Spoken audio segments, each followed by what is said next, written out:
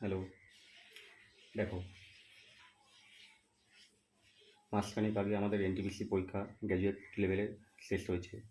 তো ওই এনটিপিসি পরীক্ষার কিছু গুরুত্বপূর্ণ অঙ্ক প্রত্যেক দিন করে 3টে থেকে 4টে আমি সলভ করব। কারণ সামনে তোমাদের এনটিপিসি ইন্টার লেভেলের পরীক্ষা আগস্ট মাসের থেকে শুরু হয়ে যাচ্ছে। ঠিক আছে, তো দেখা যাক। দেখো 1 নম্বরে কী বলছে, এক্স প্লাস 1/x সমান সমান কত বলছে, 17 বলছে। তো আমাকে বলছে এক্স স্কোয়ার প্লাস 1/x স্কোয়ারের ভ্যালুটা কত হবে। দেখো ওরা দিয়েছে কি, এটা দিয়েছে সমান সমান কত, 17 দিয়েছে। তো আমাকে বলছে এটার ভ্যালু বের করতে। দেখো কীভাবে করে করবো। দেখো যদি এটাকে আমি ভেঙে দিই, কীভাবে করে ভাঙবো, ভাঙতেই পারি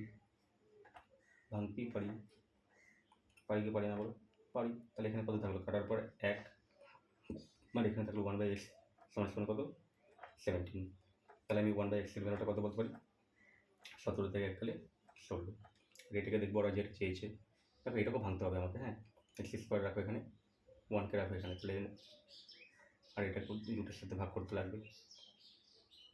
করলাম, করার পর দেখো এটা তো কাটাই গেল, বাই 1/x স্কোয়ারের ভ্যালুটা বলছে। তার মানে এখান থেকে আমাকে কি 1/x স্কোয়ারের ভ্যালুটা বের করতে লাগবে কি লাগবে না, 256। ঠিক আছে, তাহলে তাহলে এটা কত, 256। ঠিক আছে, 256, তাহলে 257 হচ্ছে অ্যান্সারটা হবে।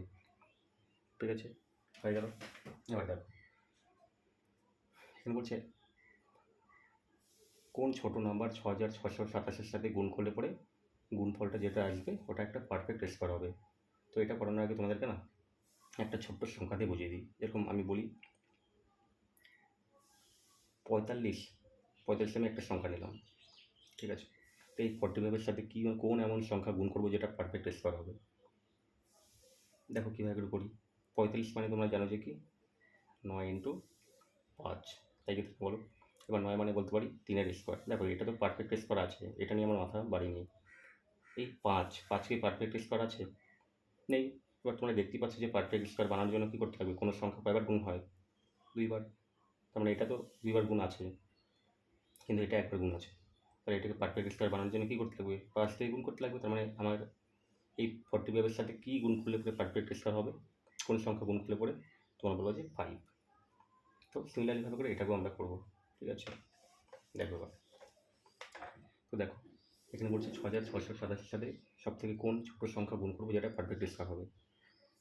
6627 বলছে।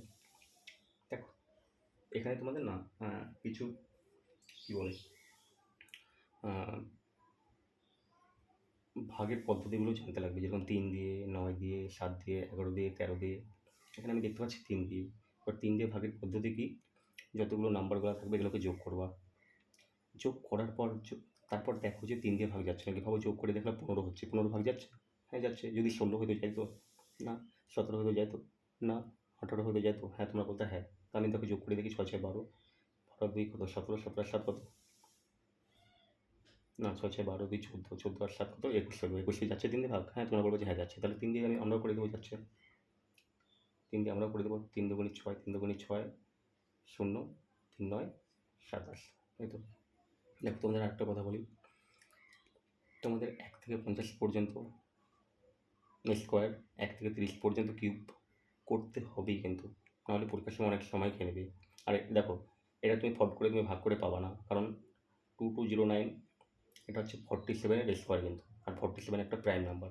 তোমরা পরীক্ষার হলে এত টাইম আছে নাকি যে 47 পর্যন্ত আমি যাবো। তোমরা করবা কি, 3 দিয়ে দেখবা, 4 দিয়ে দেখবা, 7 দিয়ে দেখবা, 11 দিয়ে দেখবা, 13 দিয়ে দেখবা, কিন্তু এগুলো তো আশেপাশেও নেই। এই জন্য তোমাকে স্কোয়ার কিউব মুখস্থ রাখতেই হবে, মনে থাকবে। চলো তাহলে এটা কত হয়ে গেলো, আমরা জানি যে 47-এর স্কোয়ার, তার মানে 47 2বার গুণ হবে। তো এখানে তো দেখাই যাচ্ছে যে 47-এর স্কোয়ার তো হয়েই গেছে, 2বার গুণ হচ্ছে। কিন্তু 3 কি 2বার আছে না, তাহলে 3কে আমাকে আরও কয়বার নিতে লাগবে, আমরা একবার নিতে লাগবে 2বার আনার জন্য। তাহলে আমার অ্যান্সার 3 হবে।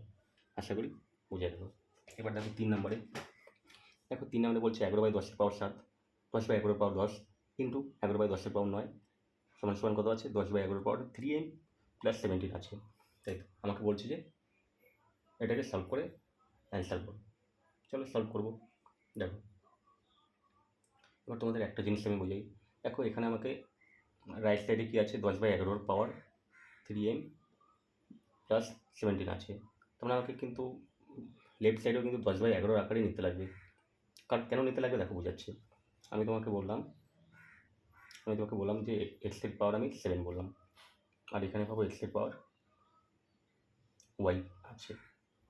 তো একটা জিনিস খেয়াল রাখবা, যখন বেস ভ্যালু সমান থাকে, বেস ভ্যালু আমরা এটাকে বলি, বেস ভ্যালু সমান আছে কেটে দাও, আর পাওয়ারগুলো কী হবে তখন ইকুয়াল হয়ে যাবে, মাথায় থাকবে, এটা মনে রাখবা। আরেকটা কনসেপ্টটা দিচ্ছি দেখো, আমি বললাম x/y পাওয়ার আমি ভাবো 11 বললাম, কিন্তু আমি কিন্তু এটা কিন্তু এরকমও লিখতে পারি, কিন্তু এটাকে আমি এরকমও লিখতে পারি, কিন্তু কী লিখতে পারি এটাকে যদি আমি চেঞ্জ করতে চাই আমি কীরকমভাবে করে লিখবো, আমি এটাকে এইভাবেও লিখতে পারি, ওয়াই পাওয়ার ও y/x হচ্ছে, আমি এটাকে রিভার্স হচ্ছে করে দিলাম, উল্টো করে দিলাম। তো যদি তুমি এক্স আর ওয়াইকে ইন্টারচেঞ্জ করে দাও তাহলে কী হবে, পাওয়ারটা কী হবে মানে পাওয়ারের সাইনটা হচ্ছে ইন্টারচেঞ্জ হয়ে যাবে, কিন্তু প্লাস থাকলে মাইনাস, মাইনাস থাকলে প্লাস হয়ে যাবে, কিন্তু এটা মনে রাখবো। কী বললাম, যদি লব আর হরের নাম্বারগুলোকে যদি তুমি ইন্টারচেঞ্জ করে দাও পাওয়ারটা কী হয়ে যাবে, সাইনগুলো চেঞ্জ হয়ে যাবে, প্লাস থাকলে প্লাসের জায়গায় মাইনাস, মাইনাস থাকলে পরে মাইনাসের জায়গায় প্লাস হয়ে যাবে, তাহলে এটা প্লাস আছে তাহলে -11 হয়ে যাবে, মাথা থাকবে। তো এই দুটো কনসেপ্টটা দিয়ে আমরা করবো, আর হয়ে গেল। তো দেখো, তো এখানে দেখো 10/11 আমাকে রাইট সাইডে কিন্তু রাখতে লাগবে, কারণ লেফট সাইড রাইট সাইড মিলে গেলে তো পাওয়ার আমি ইকুয়াল করে দিতে পারবো। লেফট সাইড রাইট সাইডে কি বেস ভ্যালুকে আমরা সেম করবো, বেস ভ্যালু কখন সেম করতে পারবো, এখানে তো 10/11 পাওয়ার আছে, মানে 10/11 আছে, তাহলে আমাকে বাদিকেও কি 10/11 আকারে আনতে লাগবে। এটা 11/10 আছে, তা 11/10 আমি লিখতে পারবো না, তা তোমরা কী বলবা 10/11 করতে লাগবে, কিন্তু তার মানে আমাকে সাইনটাও নেগেটিভ করতে লাগবে কি লাগবে না বলো। আর এটা তো 10/11 অলরেডি আছেই, তাই না, অলরেডি আছে, আর এটা 11/10 আছে কিন্তু দেখবা, তাহলে এটাকে আমি কী করবো 10/11 করে দেবো, কিন্তু সাইনটা কী হবে এখন নেগেটিভ হয়ে যাবে, সমান কি 10/11 পরটা কত হবে বলো, 3m প্লাস 17 হবে, হলো।